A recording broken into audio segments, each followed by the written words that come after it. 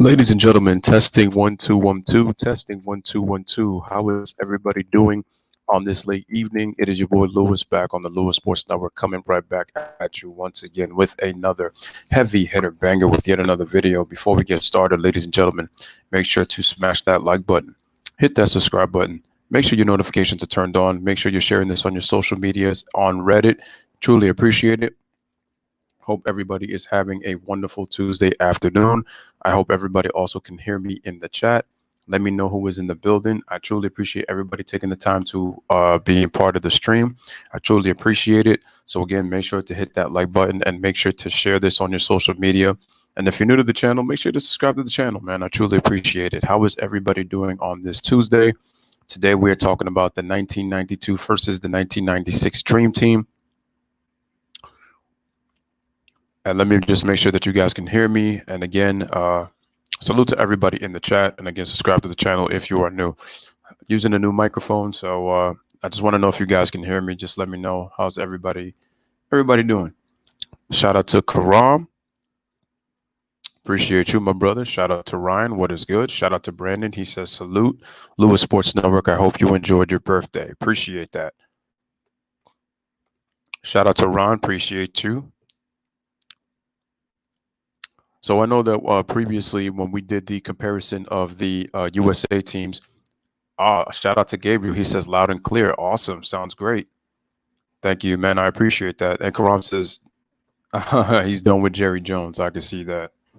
I've been done with Jerry Jones a long time ago, but appreciate everybody who was here so far. So like I was mentioning, we were talking about the 2008 Redeem Team going up against the Dream Team of 1992.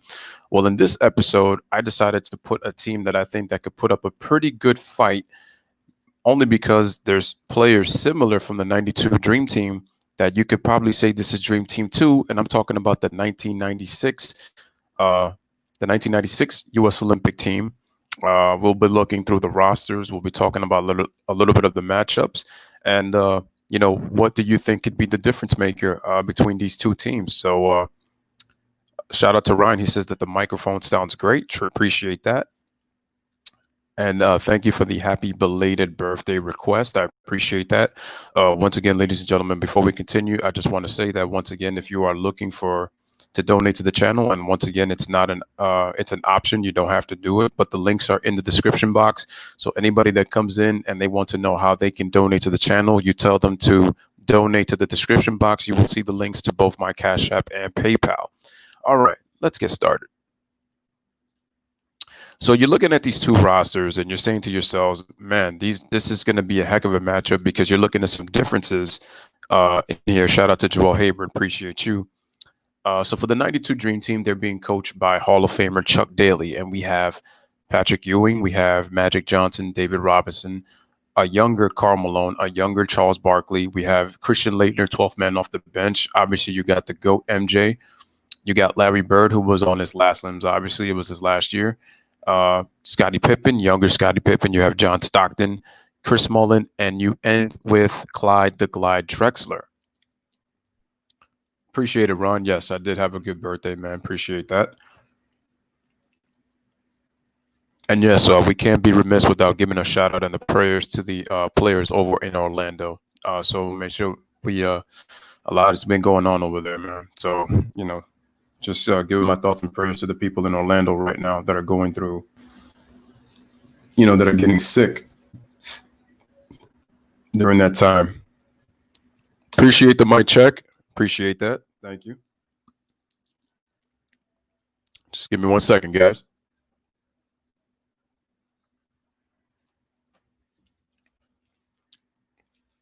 As everybody's saying hi to each other as you come in.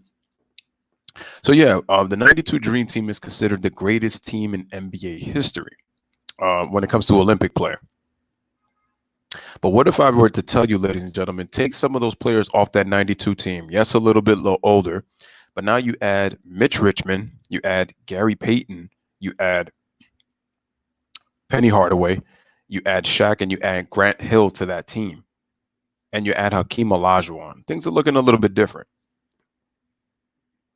And shout out to Stone Cold Steve Austin. For him, the 92 team was just a little bit better, but this is a hard decision, so he would change his mind. But like I said, ladies and gentlemen, as I told you, make sure to like the video and make sure to subscribe if you're new to the channel, and make sure you guys are sharing this on your social media. Lewis Sports Network bringing you 92 for the versus the 96 Dream Team. Just want to look at an article real quick. This was a article by Bleacher Report back in September of 2008. I don't even know how long Bleacher Report has actually been existing. And again, salute to everybody in the chat. So they say that there's been recent speculations, well, recent as in 12 years ago, about who would win in a basketball game between the 92 Olympic Dream Team and the 08 Redeem Team, which is what we did. But everyone seems to forget about the 96 Olympic Dream Team 2 team. And Shaq has mentioned about the FIBA team in 94 that had a younger Sean Kemp. I think Dan Marley was on that team.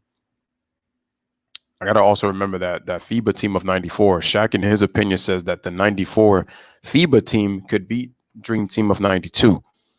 But it says that because the 92 Dream Team was, in whoever wrote this article, in their opinion, the best team ever assembled, they would have beaten the 96 and 2008 teams, and obviously the 2000 and 2004 teams. Well, I would exclude the 2014 because that 2014 was pretty bad, and they ended up in third place.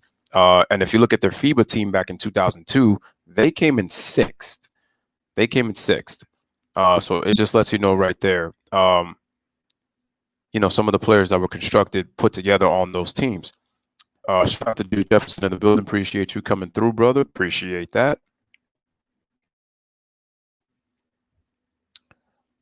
Again, Lewis Sports Network coming at you with the content as I always deliver. Okay, so it says that one of the biggest arguments against the 92 team was that the team looked great on paper because they had superstar names, but in reality, most of those players were old, retired, or they were injured. You could use that argument against the 96 team because their players were healthy, aside minor injuries to Hakeem Olajuwon and Grant Hill. Now, the injuries that they're talking about, I know Larry Bird had the bad back. Okay. So now they're talking about the matchups. In your opinion, guys, how do you think that the 96 team, Joe Dumars, yeah, he was on that 94 team. Let me ask you a question. Who do you think would give a better run for their money against the 92 team? The 94 team of FIBA or the 96 Dream Team 2 against 92? Let me know in the comment section.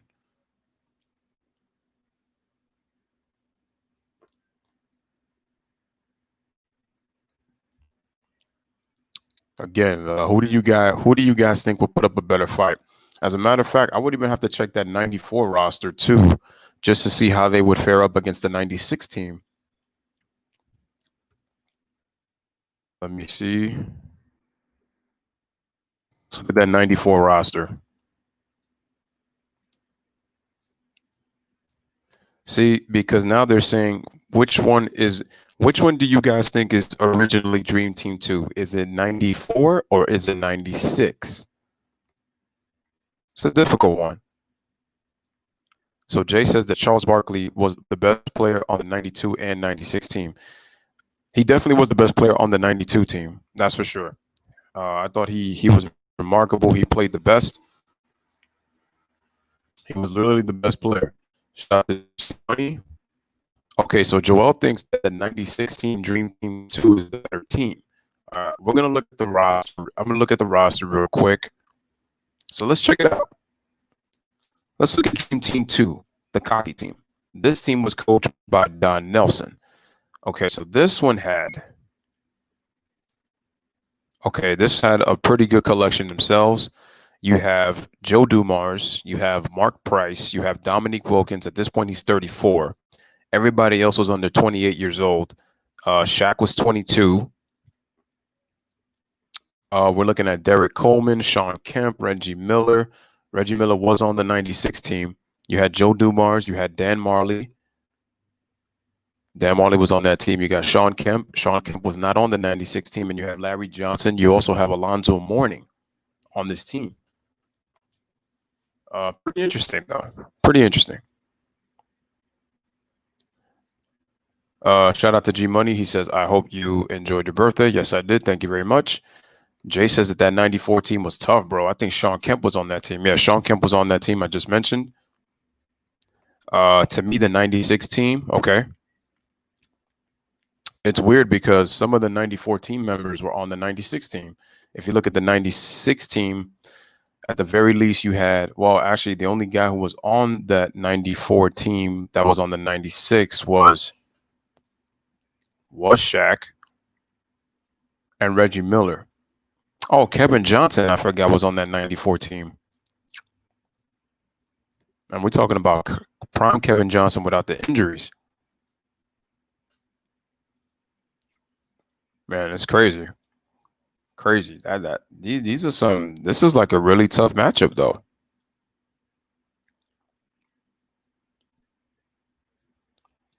Thank you. For those who want to know how does a nice new voice sound, this is a new mic that I just purchased, a new mic. So this is a new microphone. It's kind of a desk microphone, but it sounds pretty good. I was looking at the sound quality. It says that the sound is pretty good.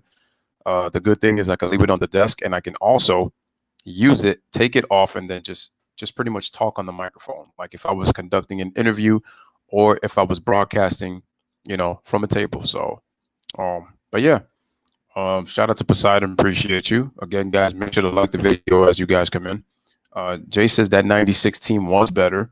Poseidon says the 94 team all the way. The talent is unmatched. So we got a little matchup between the 94 and the 96 team. Interesting. Real interesting. Well, G Money, it's my voice is still the same. It's just I'm just talking through a microphone. That's the difference now. I don't know how it's sounding from your guys' end, but I'm presuming from what everybody's saying, it sounds pretty good. So I'll stick with it as long as it keeps working. I remember that Shaq was talking. It's funny that Shaq never really mentions about Dream Team 2 of 96. He always talks about the 94 team. And he always feels like that the 94 team, in his opinion, was actually more talented than the 96 team. I mean, also the 96 team is actually a little bit younger. No, they're a little more older, actually, than the 94 team. All right, so getting back to the article real quick. Where was I at? Here we go. Okay, so you got John Stockton and Gary Payton. They were, wow, the funny thing is this one was actually comparing it to the point guards of the Dream Team 2 to the Redeem Team, but I would take the Redeem Team. I mean, not the Redeem Team, the 96 over the 2008 Redeem Team's point guards.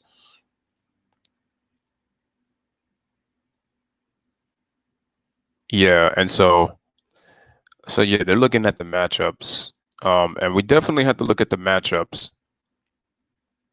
I feel like the 96 team is actually better than the 2000. It's funny how the 92 team is considered the greatest, but when you look at the 96 team, the talent that they have, a lot of the players were, either pretty productive or in their prime. You really think that they could probably beat that Redeem. What do you think, guys? You think that 96 team could beat that Redeem team? Because I think they can. When you look at the talent that they have, I mean, you're talking about David Robinson, Mitch Richmond, Penny Hardaway, Hakeem Olajuwon, Scottie Pippen, Grant Hill, Shaq, Charles, Karl Malone, Gary Payton, and John Stockton. I mean, that's pretty. And again, as Jay mentioned, that 94 team was tough. And I mentioned that roster. You had Grandmama before the back injury, Larry Johnson.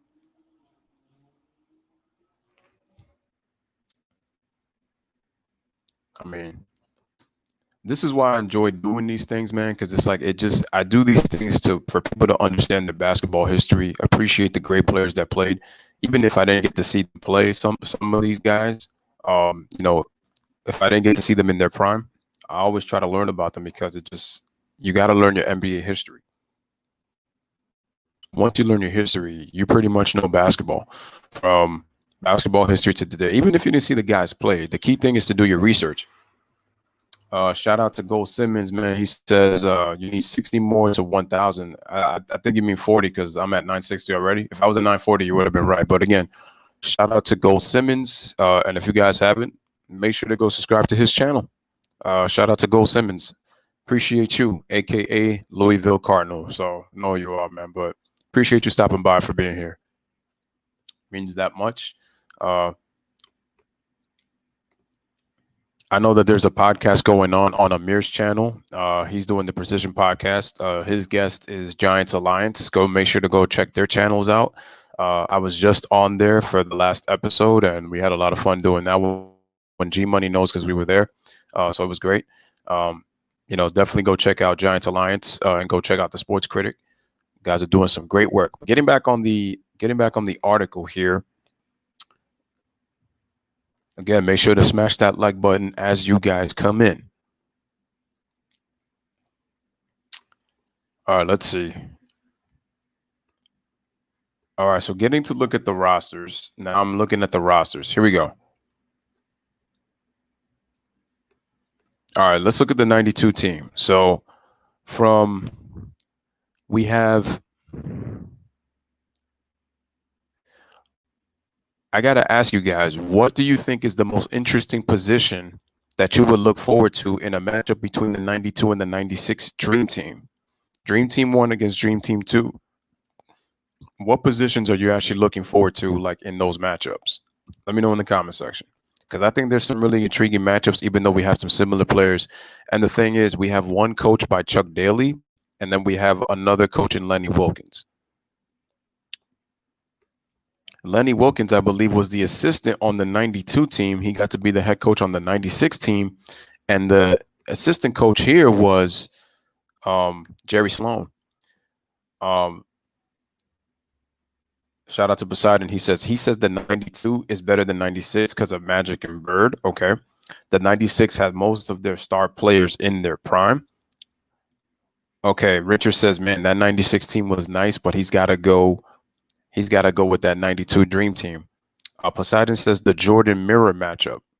But who would that be, Poseidon? Because Jordan is not on the 96 team. He's on the 92 team, but he's not on the 96 team.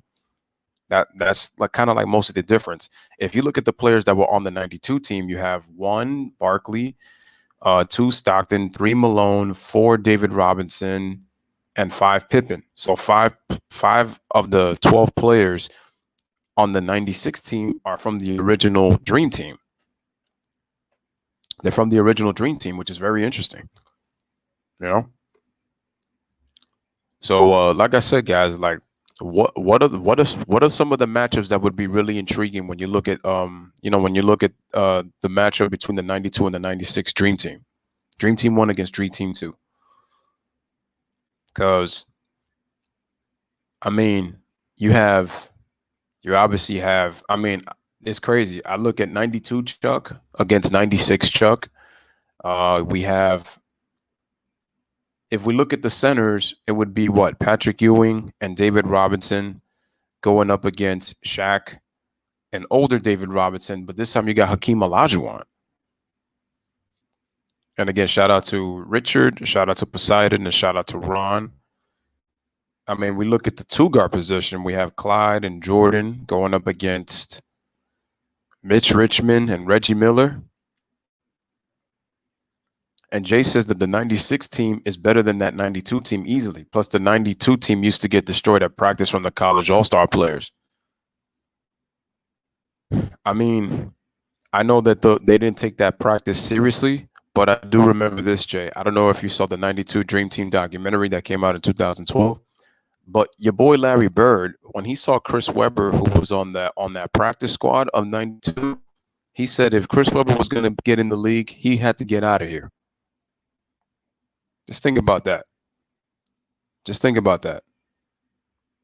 Because people have to forget, at that point, Larry was in his last year. He had a bad back. Larry was, I think he was 34 or 35 years old at that point.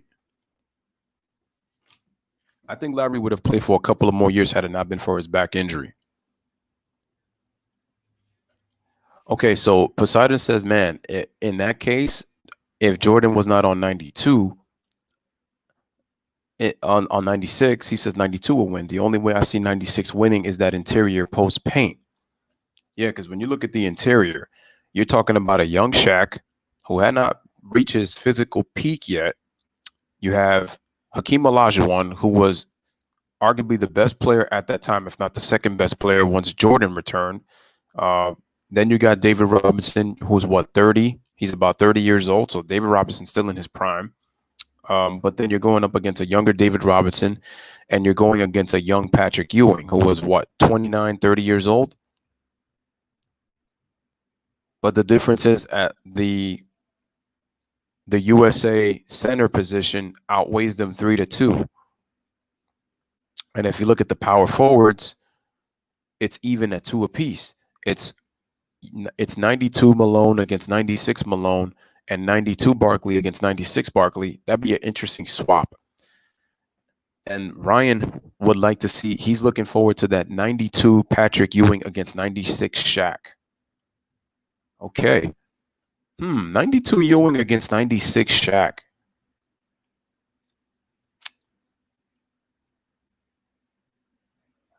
I mean, Ewing in 92 was really starting to become an MVP type player. Shaq had already won a scoring title and helped lead the Magic to the NBA Finals. I mean, let's focus on that matchup a little bit, guys. Who would you guys have between 92 Patrick Ewing up against 1996 Shaq? And Ryan's also looking at 96 Payton. Remember, guys, Defensive Player of the Year, going up against prime Michael Jordan in 92. And Ron says, with the 96 team, Shaq and Hakeem would have been a problem. The 92 team had MJ who could take over and Magic can control tempo. So Richard says that 92 was the summer before Charles's MVP season. So he's going with 92 Barkley. Okay. And you have to remember also, guys, Charles was 29 years old. So was Jordan. Those guys were at their physical peak game-wise.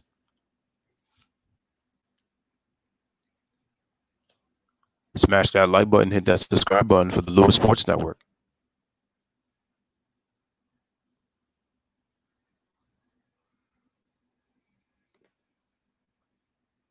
'96 Shaq is better than 92 Ewing. Okay, that's who Jay has. He's got 96 Shaq over 92 Pat Ewing. Poseidon says that 96 team center position is stacked, man. I still got to go with 92 because the knowledge of the X's and O's are too much. Then Ryan comes back and he says 92 Ewing would win the matchup against 96 Shaq. Ron says Berg's rugged style of play took a toll on his body. And that's absolutely true. If you look at the era that Larry Bird played in, it was a physical era, not a defensive era, but a physical era that the rugged style of play, as Ron mentioned, really took a toll on Larry Bird's body. I mean, but you look at the collection of talent from both teams, even though some of the 5 of the players are similar. I mean, you look at the point guard matchup. Okay, Poseidon is going with 92 Patrick Ewing because Shaq is too young. Okay. Shaq is what? I think at this point he's 23 or 24. This was actually during the summer that Shaq ended up going to LA for that 120 that he signed for when Jerry West got him for what, 7 years? Was it 7 years? No, 8-year deal. 8-year deal. That's right, because Shaq was a free agent in 2004. So 8 years of $121 million. People forget that.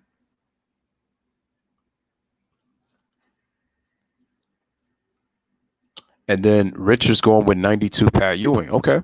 Jay says that 96 team had 3 dominant centers on that team. That is unreal. David Robinson and Shaq coming off the bench. Unreal. Oh, okay. Ryan's got an interesting one. He says 92 Magic Johnson against 96 Grant Hill. I thought Grant Hill, I want to say 1997. I thought, were we seeing the best of Grant Hill? 1997. That was the season that Detroit was really looking like a good team for a good stretch. And they were coached by Doug Collins.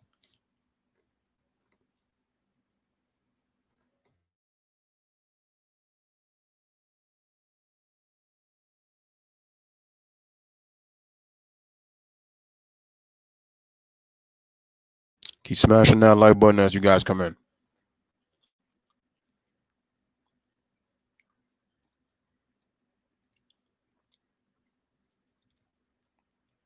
I think on that matchup, I have to go with 96 Grant Hill because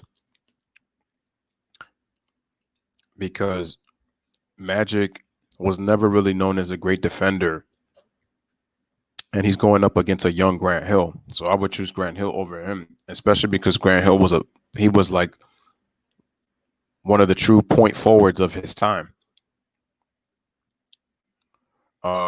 Ron says a matchup between those would have been lit, very close.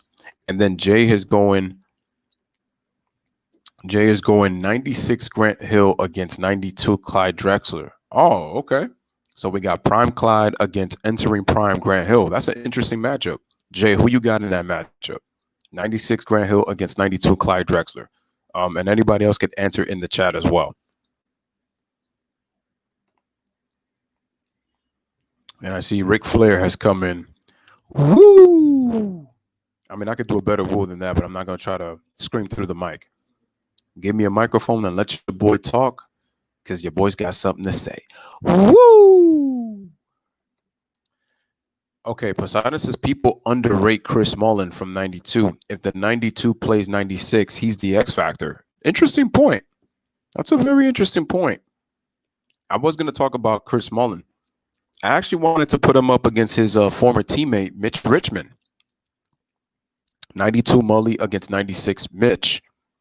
Mitch Richmond, I thought that was his prime in 96. He was in his prime in 96, going up against prime Chris Mullin. Ryan says, have you done what would have been with players if they weren't injury prone and see what their career would have been like? I don't know if I did that one yet. I don't know what I did if I did that one yet. But I definitely think that would have to definitely be a future video to come up with. At least I definitely think so. I definitely would try it. You know, wouldn't be surprised by it at all.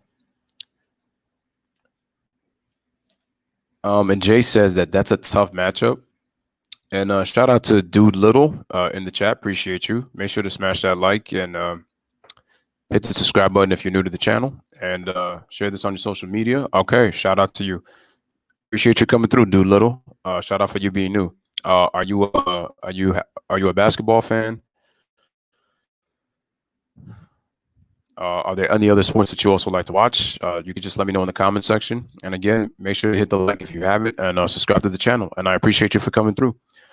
Jay says he had to choose Grant Hill because of his intangibles. Okay. And he says that the audio quality is better. I appreciate that. I just saved a little investment on a microphone so that the quality would sound good. I apologize for all those times. And Richard says Magic was 1 year removed from the finals, so I'll take a savvy, larger Magic over Grant Hill. Okay. Ryan says, how about 92 Stockton against 96 Stockton? That's an interesting matchup. And Doolittle says, again, the audio quality is better. Again, appreciate that. What else? Richard says that he'll take Drexler. No, he'll take Grant Hill over Drexler. He thinks he's too big and too strong and too fast. Ron says it's a shame that Grant Hill's injuries didn't let us see how far he could go. Okay. And Doolittle says he likes basketball. Awesome. Do you have a favorite team? Poseidon says he's got 92 Clyde Drexler. That's a tough matchup. That's a tough matchup because Clyde was on top of his game in 92. He was on top of his game in 92 for sure.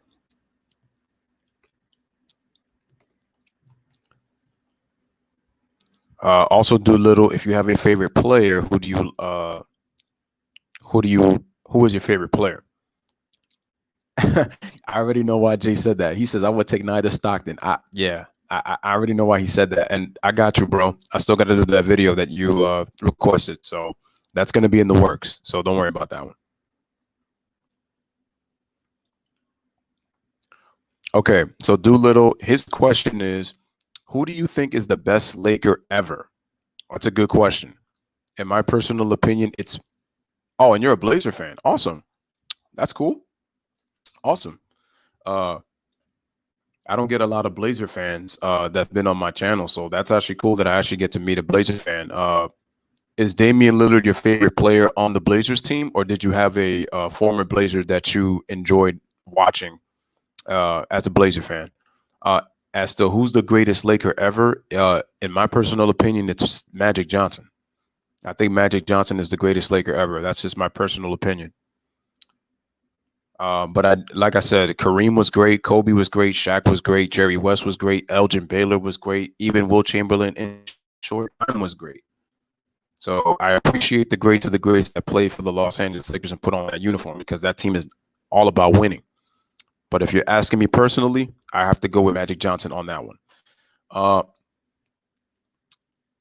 Okay, so Ryan wants to do 92 Stockton against 96 GP. Okay, so and Doolittle says for now, Dame is his favorite. All right, cool. So no problem, Jay. Got you all the time. Poseidon says 92 Clyde was top 5.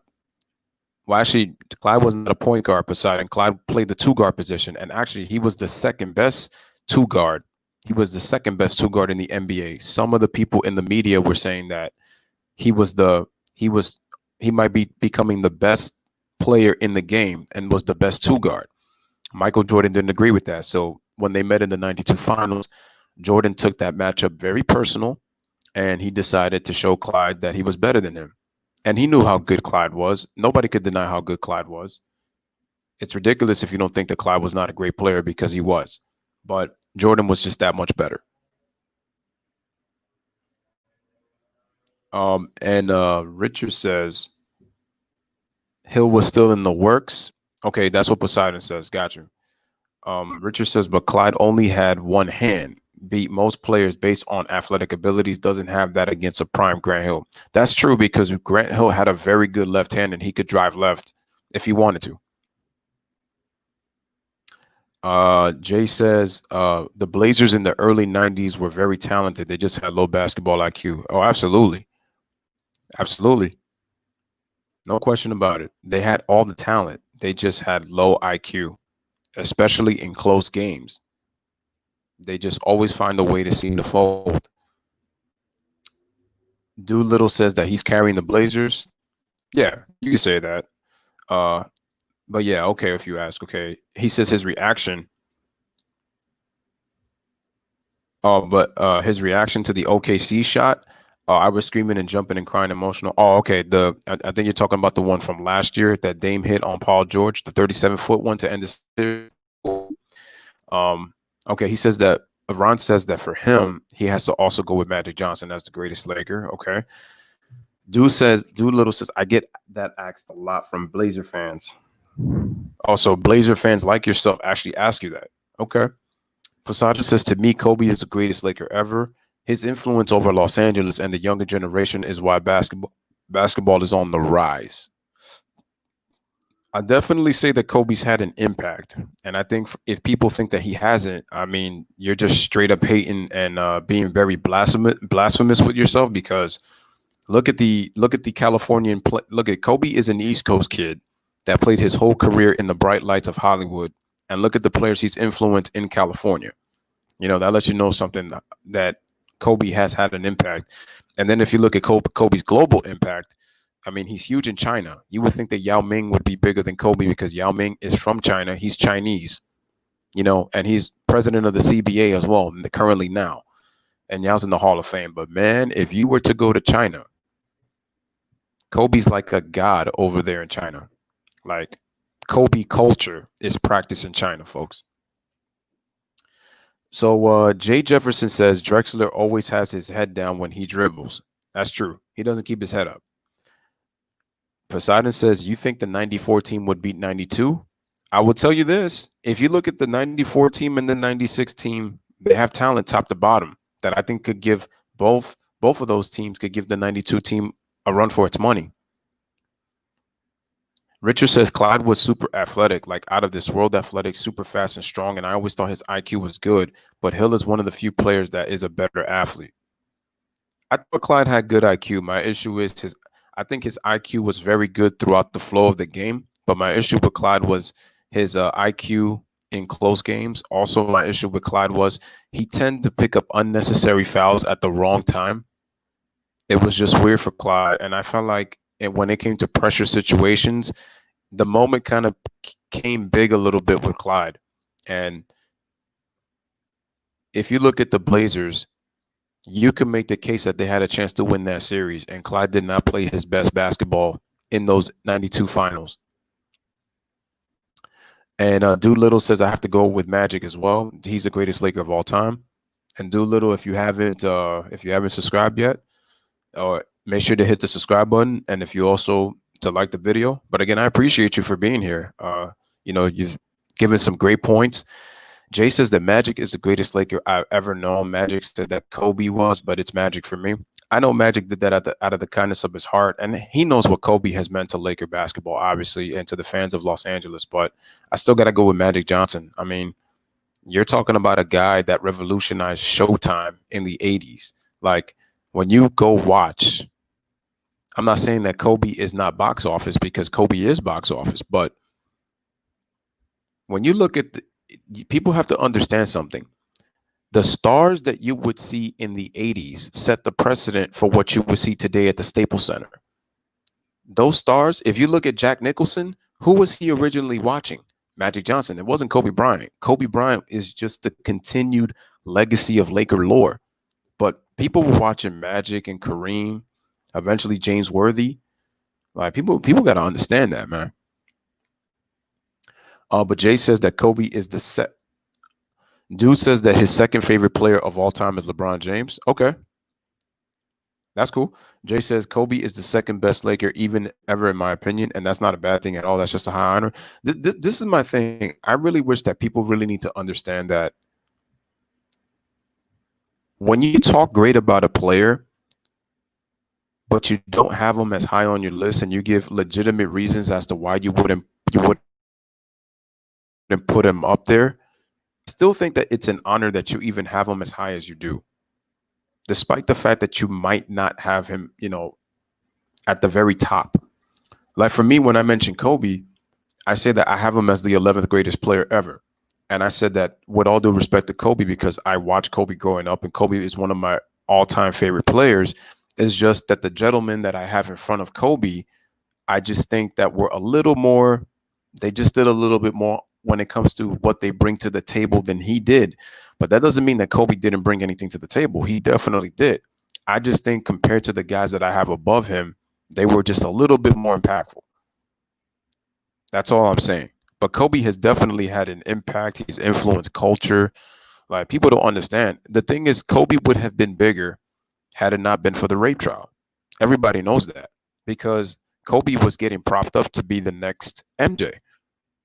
If you look at what Kobe was in his first 6 seasons in LA, and you can make the case with 7 in 03. If you look at what Kobe was in the first 7 seasons in terms of his popularity, in terms of the attention that Kobe was getting, he was getting MJ type attention. Similar build, a legit 6'6", had a beautiful smile, had charisma. That's what the Kobe was doing. Ron says that okay, of course. That's why I have him too. Doolittle says, I don't want any Kobe fans thinking that that's disrespectful. You know what? The thing is, Doolittle, the thing is, you were able to say that without even being disrespectful at all. It's just that people get emotional with this stuff when it comes to their players, that they'll start thinking that, you're a hater or something like that. But it's like, no, you said it with all due respect. That's it. I just don't think that. I think it's upsetting that people can't really have an opinion. But the thing is, people, like I said, people for some reason, they just got to tear other people down just to prop up their favorite player. And it's like, we don't need to do that. If you think that your player is better than the player that another person picks, that's fine. You just make sure that you back up your reasons. You got to give legitimate case, make a legitimate case, try to be objective and not try to be biased. Like, don't omit facts, which some people do. And it's like, people get so personal with it, man. It's ridiculous, though. Ron says that 92 Blazers team was very good, very athletic, but just goes to show you how important basketball IQ is. Exactly. Poseidon has got 96 Payton against 92 Stockton. That one is interesting because Gary Payton had a hard time guarding John Stockton, because Gary Payton, as everybody knows, he's very good with his feet. Gary had excellent feet. Very good lateral movement. Knew how to press up on an offensive player. But he also tried to get in your head with trash talk. And remember John Stockton, and remember what he said about John Stockton. He was very hard to get into his head because John wouldn't talk to him. So what Gary had to do was he had to learn to be able to play against him as an opponent, but make sure that you're not trying to take away from the team by just going at him without saying anything.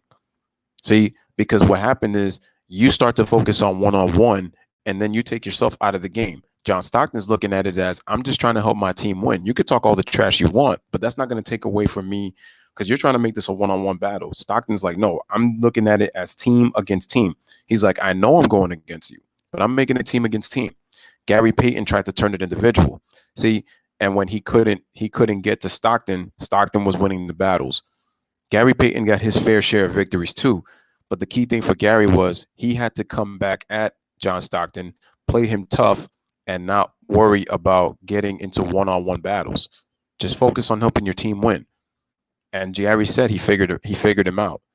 Just do play your game, but don't say anything to him. That's the key. Richard said he'll take Kobe. Doolittle says even Magic said Kobe, but I think he was being humble. Yeah, he was being humble. Poseidon says,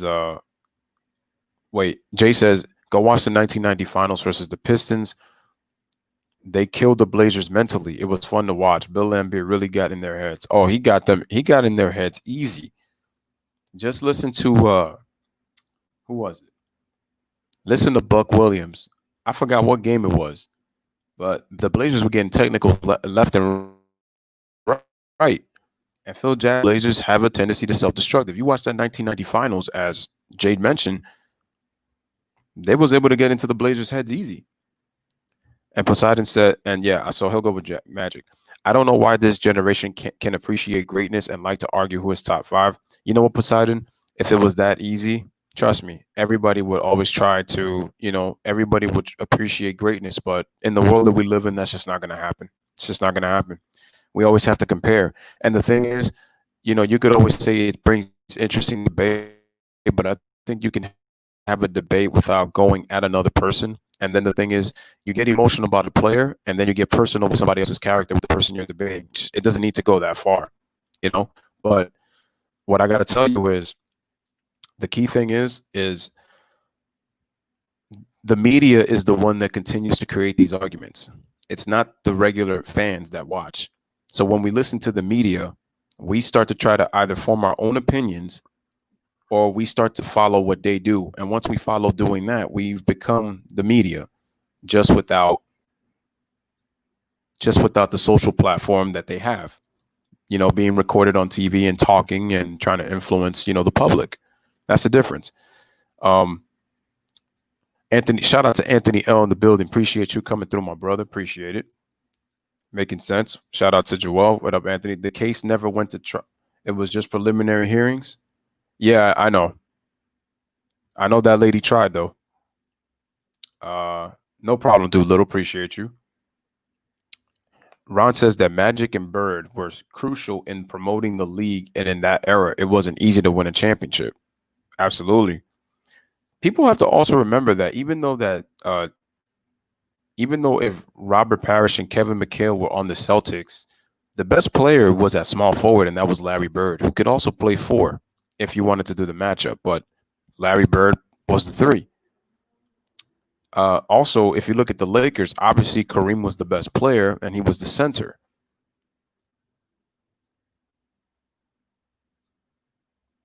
But Magic Johnson won 3 MVPs, Finals MVPs out of those 5 championships.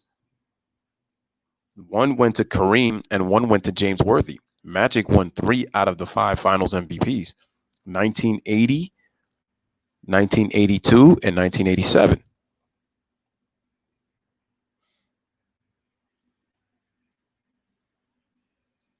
And Doolittle says people don't get what opinion is when ranking players. True. Yeah, they get so emotional, obviously. If the Sonics played Payton on Jordan in the finals, they would have won. I would have said they would have had a chance. I think they have a chance to win. It's possible that they could. I don't know if they do, but it's possible, man.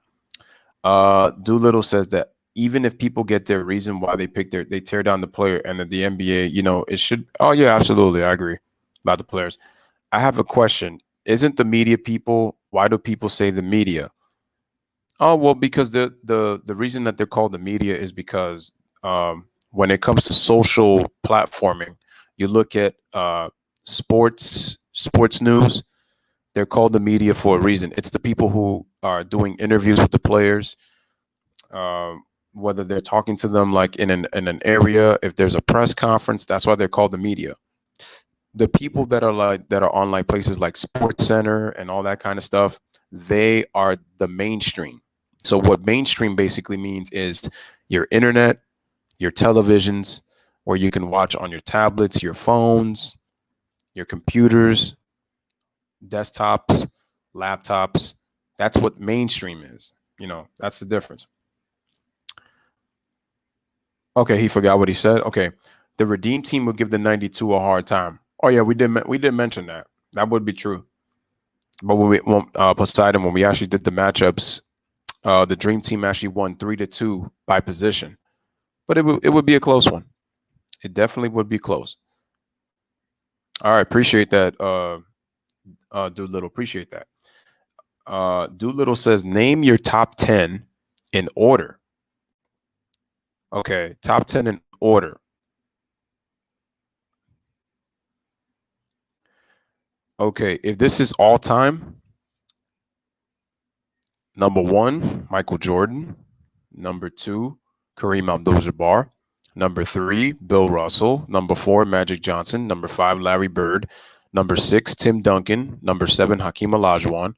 Number 8, Shaq. Number 9, LeBron James. And number 10, Wilt Chamberlain. And I have Kobe at 11th. They put Chris Middleton in the top 10 for. Are you serious? You got to be kidding me. No way did they do that. I'm telling you, man. This is why I continue to tell y'all, man, that you got to watch these people with their narratives, bro. I'm telling you. All right, let's continue with the matchups. Okay, so if we're looking at the guard position, we got Reggie Miller and Mitch Richmond going up against.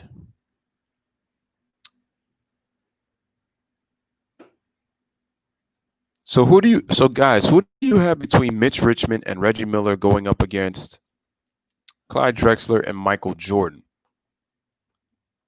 And remember, Penny Hardaway and Gary Payton are on the 96 team. So let's remember that.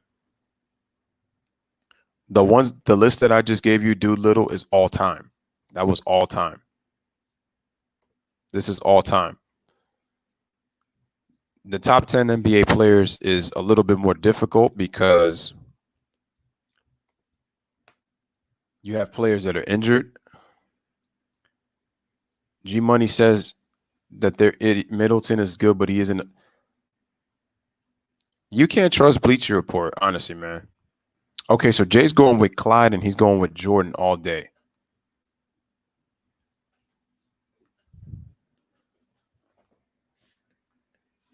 And then Joel's got Michael and Clyde.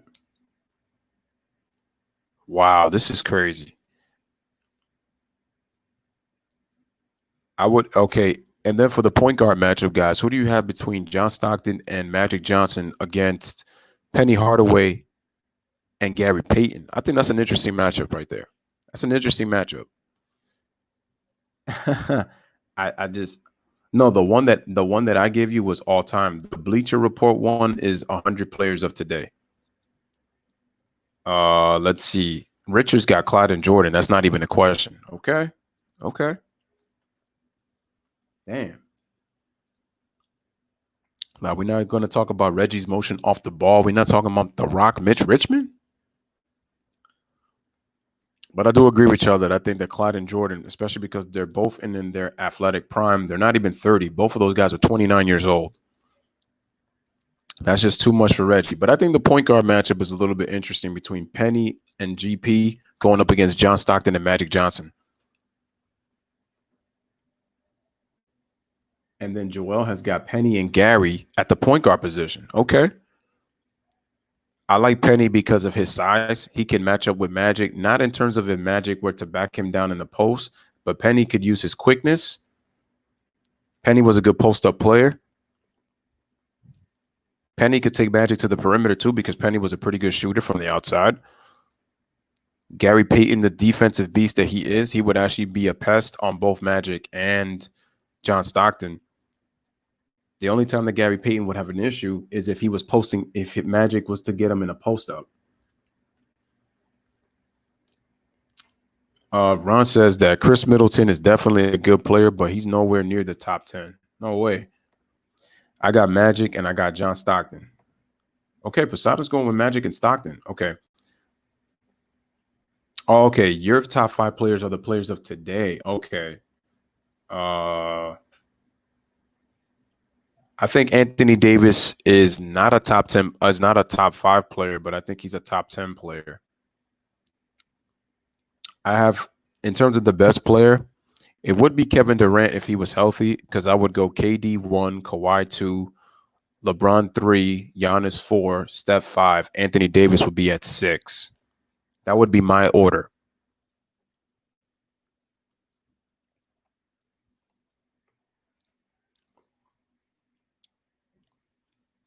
But the thing is, Anthony Davis is a dominant player, but he hasn't accomplished anything when it comes to his playoff success. He did make the second round one time. And remember, in his first 7 years in New Orleans, he only went to the playoffs twice, and he's had some pretty good talent. Paul George went to the Eastern Conference Finals with Frank Vogel playing with lesser talent. And that's your top 5? Okay, cool. I just gave you my top 6. And Jay says Gary is going to own John Stockton.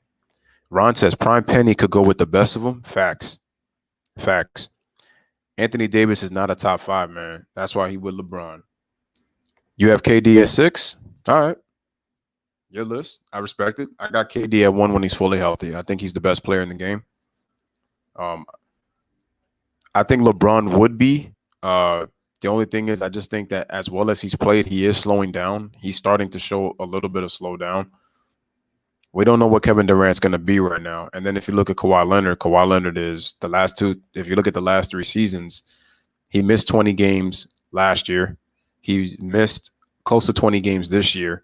He missed 73 games the year prior. So, yeah, definitely in his prime for sure.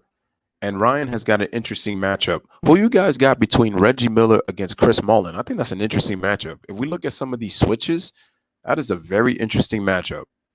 Reggie Miller against Chris Mullin. Who y'all got?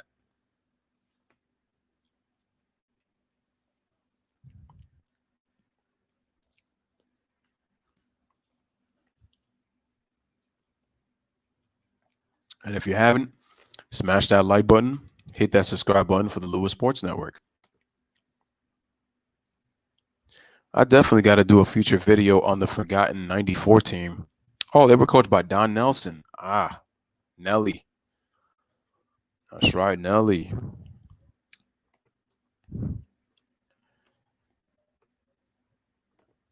Let me see. Okay.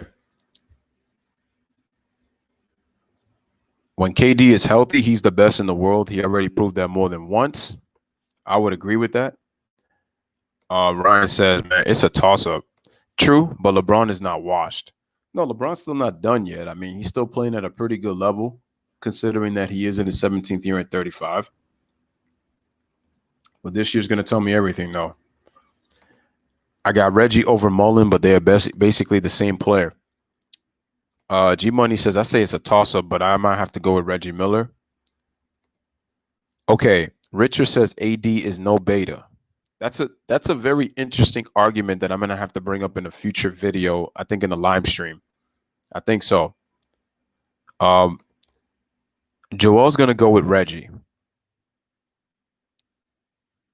Poseidon says Chris Mullin. Mullin would get a lot of wide open threes. This is a difficult matchup because they're both great free throw shooters. They both can play off the ball. I would choose Reggie Miller, in my personal opinion, because he has the ability to back screen guys and and then it's like he could go. He knows how to go. He knows how to. He always likes to do reverse pin downs on either side of the court, and he has the ability to know how to rescreen and force guys to bump into screens for him to get open when it comes to his motion. So I think that I would take the edge on Reggie because he's just a little bit more difficult to guard than Chris Mullin. Chris Mullin can move without the ball, but I think Reggie does a better job, I think, of moving without the ball than Chris Mullin does to get his looks. And occasionally Reggie could put the ball on the floor. And I think also Reggie could get you big baskets, when you need them. I mean, everybody's seen his playoff performances, so it's no question. Reggie's had the better career, but Mullin had the better prime. So I would have to go with Chris Mullin. I will say, yeah, in their primes, Mullin was better. I think he had, 5 straight seasons. He averaged 20 points or more. 5 or 6 seasons, I believe, 20 points or more. I believe they both made 5 All-Star teams, or I think Reggie had one more than Chris. If LeBron wins the chip, people will have people higher in the rank. Jay says, you really love Reggie Miller. No, I would just choose him over Chris Mullin. I just think that his career is kind of, like I said, he wasn't the most talented. He wasn't the most athletic. He wasn't the most fast. Listen, it's a toss-up. You could go with either one. I love Chris Mullin too, man. Mullin can create his own shot. That's the truth. Reggie was not as good of a shot creator as Chris Mullin was. Mullin was a solid post-up player too.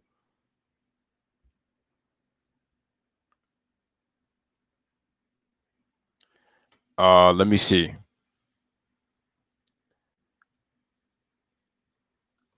Anthony Davis has mad talent, puts up good numbers, but his numbers haven't really translated to winning. That's why it's hard to put him in the top 5. But that's why I would say that he's not.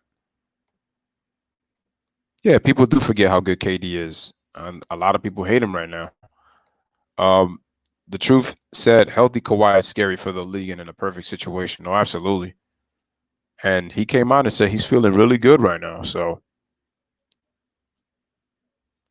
and again, guys, if you have not liked the video, make sure to like the video. Make sure to share this on your social media outlets and make sure that you subscribe to the channel if you haven't.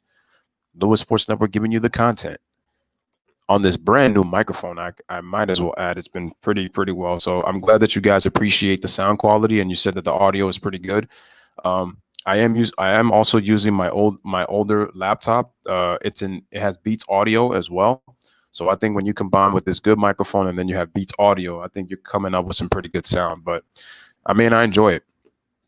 So yeah. Anthony L says, man, AD got swindled out of his situation in New Orleans because he wanted to be gullible and listen to Rich Paul when he told him to take control of his legacy. And I hate to say it, people, but Anthony L is speaking the truth on that. Not trying to delve deep into that because obviously it's a different topic. We're talking about Olympic teams, but Reggie Miller versus Melo is a good matchup. Are you talking about as in Carmelo? He says, well, if AD's not a beta, then why is he with so-and-so? Prime 09 Melo versus 2017 KD, one-on-one, but only can shoot mid-range. Well, Melo can shoot the 3. He's just not a more consistent three-point shooter than KD, but even then so. Yeah, but on these teams, you're probably right. Miller would be the better fit because he could kill you off the ball. That's the only reason I'm going with that, because I think he said I sound like the smooth jazz guy from the radio. This is Lewis Sports Network bringing you smooth jazz. What's that radio station? I think it's called, what is it, CD 101.9? I remember that lady who sings it. Jazz is real smooth. I actually like it. What control could AD possibly have over his own legacy when the media won't even give him credit for helping the Lakers reach the number 1 seed in the West when they missed the playoffs last year? Again, speaking facts. I remember Bleacher Report had Giannis in the top 27 all time, which is ridiculous because he hasn't accomplished really anything but just an MVP to put him top 27. I don't care if Bleacher Report is doing projection. It's just stupid. It's just stupid. Like, let these guys accomplish more in the league. Let's see what their numbers start looking like in the next 7 to 8 seasons if they stay healthy. I'm sorry.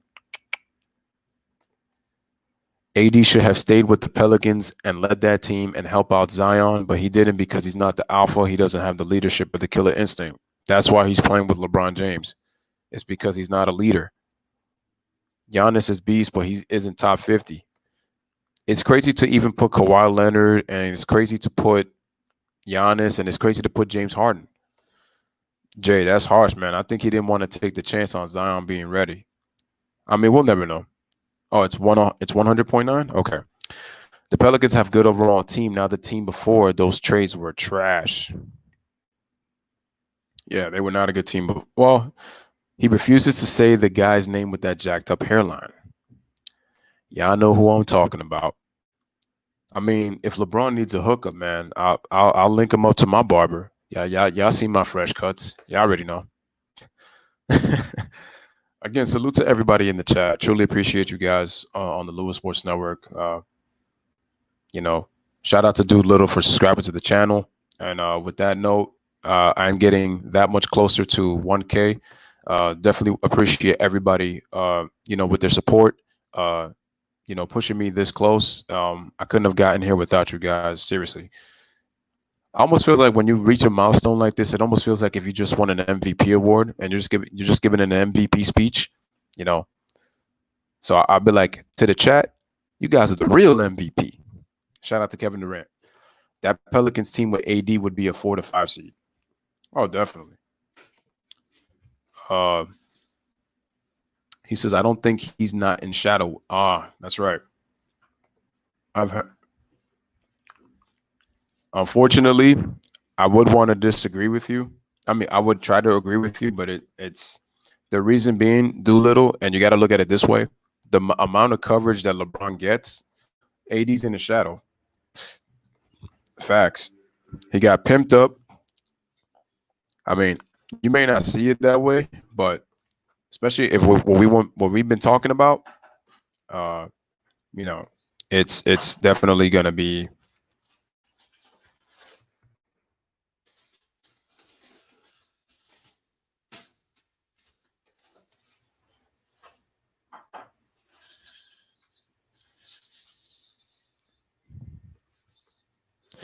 Yeah, for sure.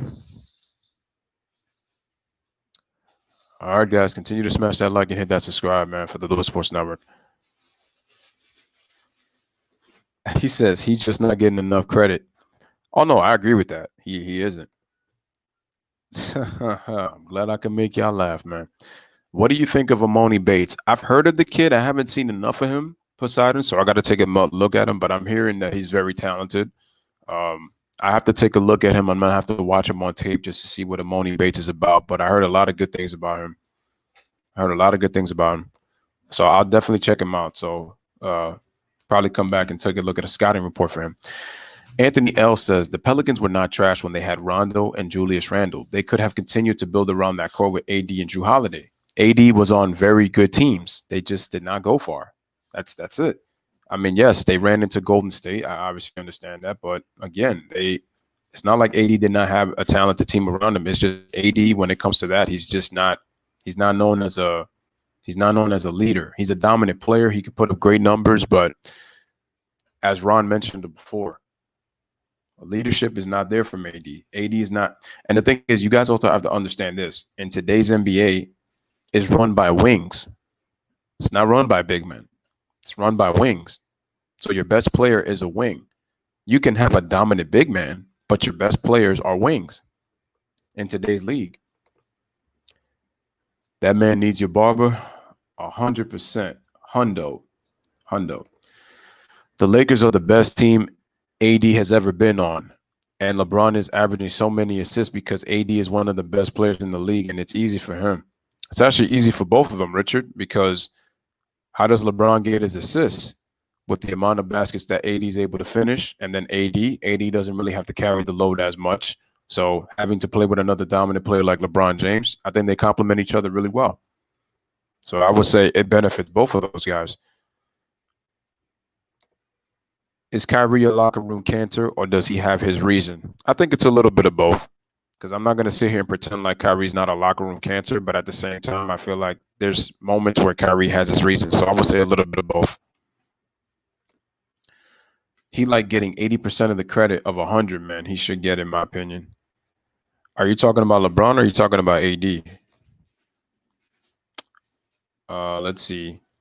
Ron says Kawhi game isn't sexy, but the way he can impact the game on both ends is crazy, and he doesn't get enough credit for his basketball IQ. And obviously, it helps being around a system and a coach, to learn from. But again, it's always up to the player to put in the work to get better, because you could be in a very great situation. You could play in a great system. You could have tremendous basketball IQ players. You could learn. You can have the X's and O's around you, but it's up to you to learn. It's up to you to understand and allow the coach to coach you. That's how you become great. Allowing the coach to coach you, and you continue to put the work to become great. So that's why Kawhi Leonard doesn't get enough credit. And it's also because Kawhi Leonard would be more talked about if he showed a little bit of more personality, which is what the media wants out of him. Because they feel like if they can get more personality out of Kawhi Leonard, they would be able to talk to him more, try to see what they could get out of him. And they're trying. But they're so frustrated with him because Kawhi won't give them that kind of time.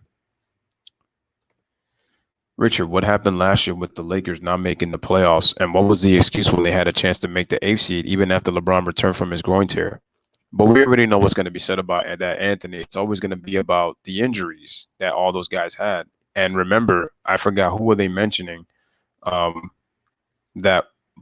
they mentioned about Paul George, I remember that Paul George was having a great season for the Thunder. They had the Thunder in the 3 seed. When he got injured and Russell Westbrook went back to his play style, the Thunder kind of fell down, and they fell down lower. They didn't even have home court advantage, which what they would have had in the first round. But because they faltered and Paul George was not the same player after the injury, I forgot who was it, but there was somebody in the comments like, well, why couldn't Paul George do it all season? Paul George did the best he could. I mean, he was in Defensive Player of the Year voting, and he was also an MVP candidate. I mean, that's the kind of work that Paul George was doing. People don't understand that. You would think they would, but they don't understand. Pretty interesting, right? Rondo left and the Pelicans made it to the second round with Rondo is literally with one decent player. I think about it. He is literally going against super teams with below average players. Anthony, I'm not talking about LeBron. I'm talking about what does Bron have to do with AD? Watch out for my Thunder, man. They could shock everyone. People can't sleep on the Thunder, man. They really shouldn't sleep on the Thunder. AD and LeBron benefited off of each other. It's a perfect match. Match.com, says Jay. He's talking about AD. I see. My Lakers is going to torch the front court. If we face the Blazers, it's going to be close. Yeah, that's a good point that you mentioned, Poseidon, because people are forgetting, but Nurkic, I heard, is healthy, and so is Zach Collins. That's going to really help the Blazers front court, which means that CJ and Dame don't have to do as much now.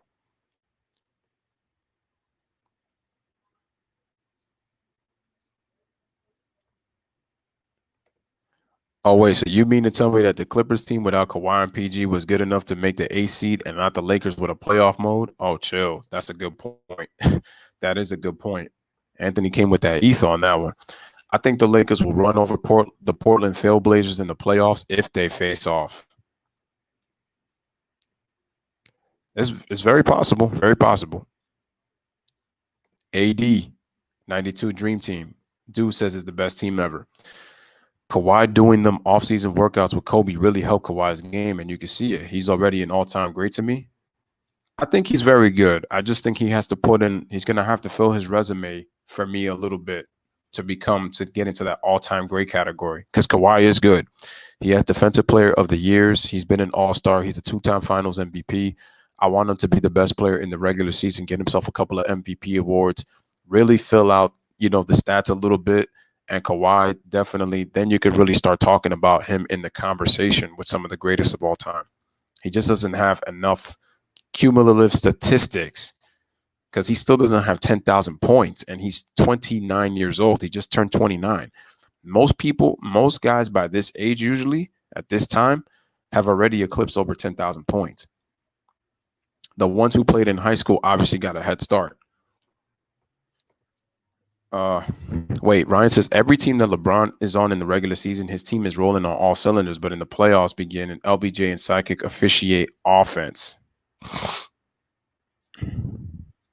I would say recent years, his teams have either started out pretty well or started off not so great. And then they kind of coast through the regular season. That's what LeBron was actually doing for like about a 5-year stretch. If you look at 2014 with the Heat, and then in the last 4 years in Cleveland before he came to the Lakers, he was really coasting those seasons. And when you wear that jersey, you have no excuses, period, point blank. If your team has the talent, you should make the playoffs. And he says, you said AD's not beta. I'm saying he is because AD leads the Lakers in all major statistical categories except for assists, and the media still won't ever honor him as an MVP candidate. You see, he would get honored if LeBron was not on the team. That's the thing, because LeBron comes first. That's the problem. Yeah, LeBron has deferred a little bit. You could tell. Kawhi missed 22 games and carried the Raps to the chip. Injuries are a part of the game, and Bron had no excuse missing the playoffs. I don't give him a pass neither. I don't. Shout out to Tomoko. Haven't seen you in a long time.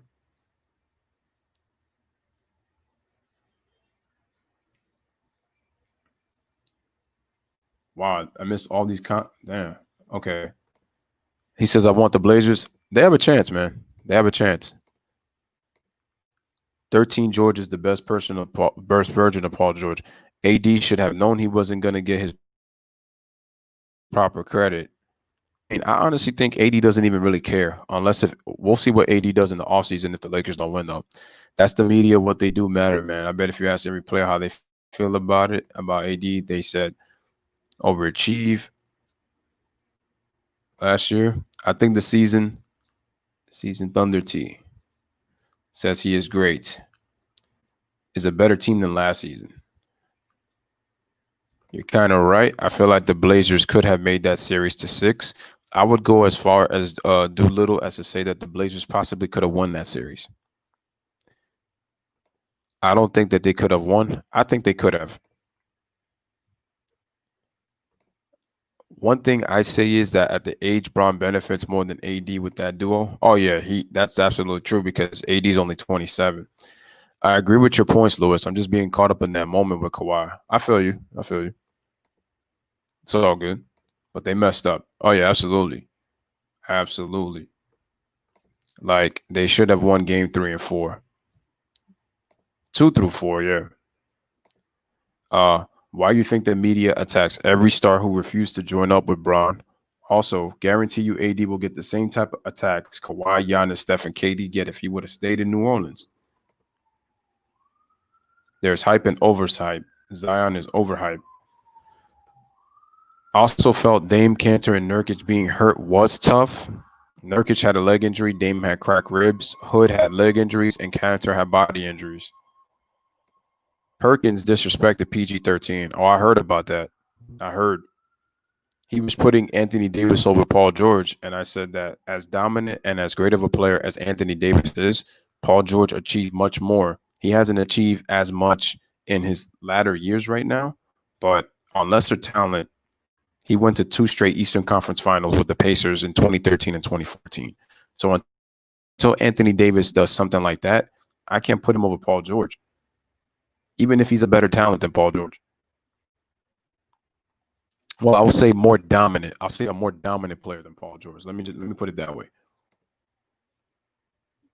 Again, smash the like button, hit that subscribe. Couldn't understand it when he got hurt and came back. They were already saying they weren't going to make the playoffs, but didn't get eliminated. Hold on, but didn't get eliminated. Wait. But didn't get eliminated till 3 weeks later. Yeah, but that was just because he chose not to play. And that was after the whole AD thing. Perk is a clown, but he's right about Paul George being up and down in the playoffs. Yeah, but G Money, you got to understand something. Perkins does that by design because look how he hates on Kawhi Leonard and hating on Paul George because he's banking that Anthony Davis is that much better. And I'm saying until Anthony Davis actually goes deep into the playoffs, you cannot be trying to disrespect Paul George because even if he's been up and down, I'm saying it like this. In recent years, he hasn't been as good, but he went to 2 straight Eastern Conference finals with lesser talent than what Anthony Davis has played with. That's a fact. That's a fact. That is a fact. Anthony L coming here with the facts. Oh, Anthony L speaking big facts. When coming off an injury, yeah. Listen, Paul George was an MVP and Defensive Player of the Year candidate last year. Why should AD put all the work on his back for 35, almost 36 years old? Can't take the credit. Can take the credit. Beta mentality. How is that taking control over your legacy when he doesn't even get the recognition?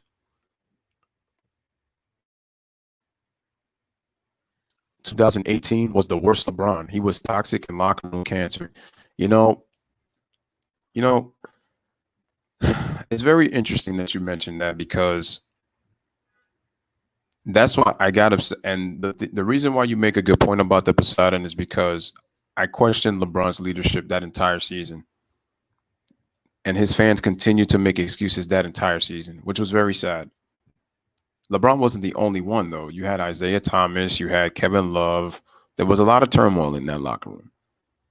It was funny how some people were coming out and saying, kind of mentioning the same person. And what did his fans do? They went right to the defense. And the thing is, if LeBron is a great leader, he should have took responsibility, but it didn't happen. Oh yeah, you can't control that. That's that. Yeah. Oh, it ain't just the media, man. It's come to the sick. It's getting sick out here, and that's crazy how good Zion is and how good he can be, and how good he can be.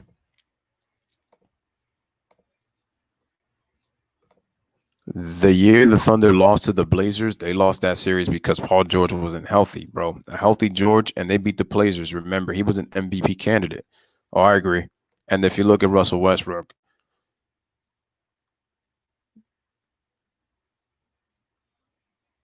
oh yeah, obviously, man.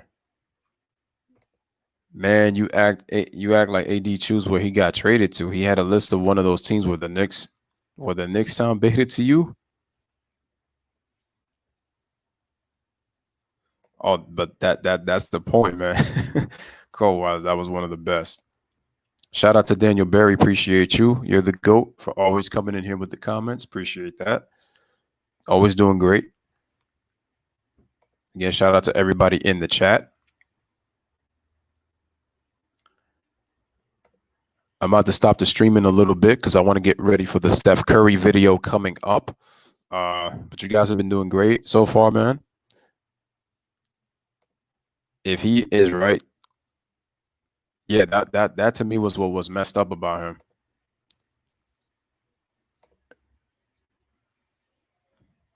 When you play with and you can be just as talented, but oh yeah, that's absolutely. All right, guys. So at the end of the day, when we look at the dream team, again, guys, make sure to pull up for that Steph Curry video coming up.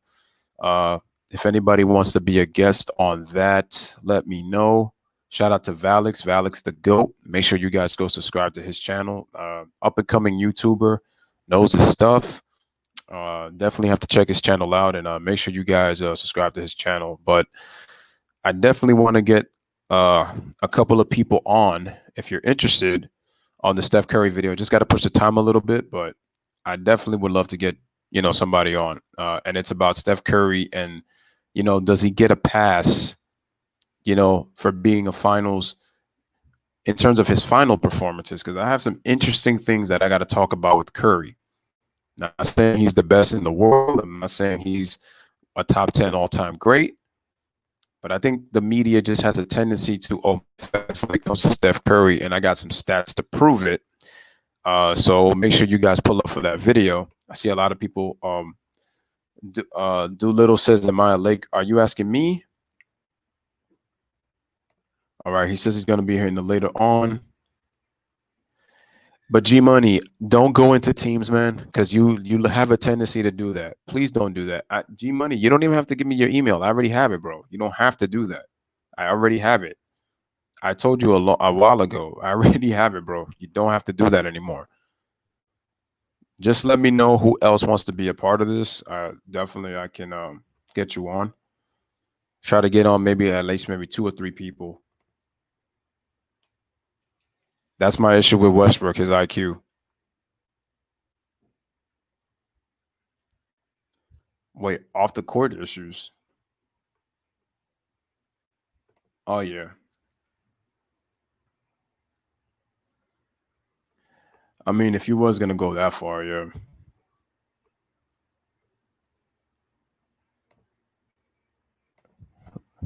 His hairpiece needs to mix.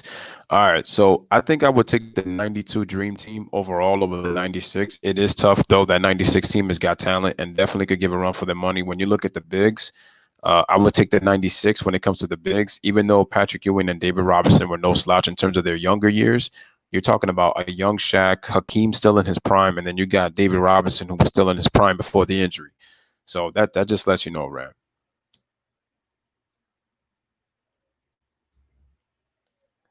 That's a good point, man. That's true. Because Avery Bradley left, and some people were ripping him for that. And I haven't heard even LeBron talk about that, which is it's just crazy. Shout out to Earl Green in the building. He says nobody even talked about the 92 or 96 USA teams, but I think 96 was better. All right, cool.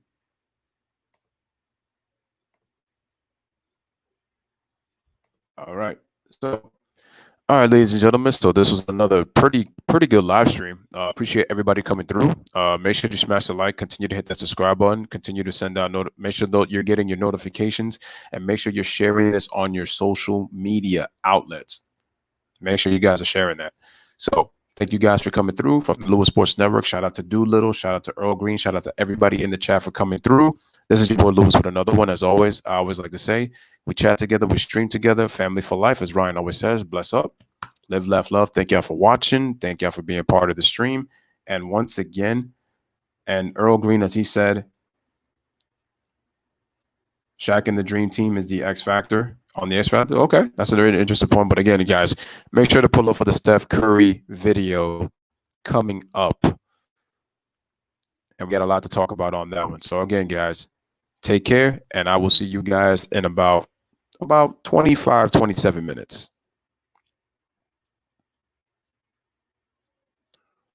Well, I don't see the problem with that, Earl. Either 92 or 96. Your pick. There's a lot of differences you can make. I still say 96 was a great team, though. But again, take care, guys. I will be back at 9:45.